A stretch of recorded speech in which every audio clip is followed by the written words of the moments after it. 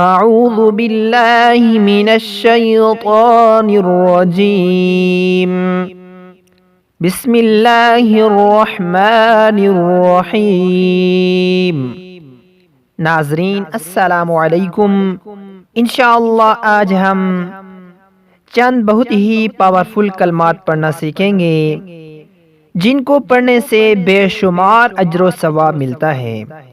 سب سے پہلا کلمہ سبحان اللہ۔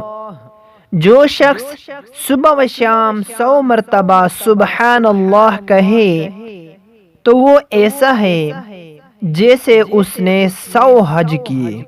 سبحان اللہ، صبح و شام 100 مرتبہ پڑھا کریں۔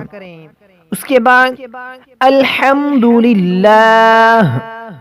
جو شخص صبح و شام 100 مرتبہ الحمدللہ کہے تو ایسا ہے جیسے اس نے 100 مرتبہ گھوڑوں پر اللہ کی راہ میں مجاہدین کو سوار کیا، یعنی جہاد کے لیے 100 گھوڑے دیے، یا فرمایا اس نے 100 مرتبہ جہاد کیا۔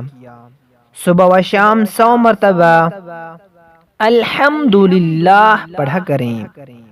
اس کے بعد لا الہ الا اللہ۔ جو شخص صبح و شام 100 مرتبہ یہ کلمہ پڑھے تو وہ ایسا ہے جیسے اس نے حضرت اسماعیل علیہ السلام کی اولاد میں سے 100 غلام آزاد کیے۔ 100 مرتبہ روزانہ صبح و شام لا الہ الا اللہ۔ اس کے بعد اللہ اکبر۔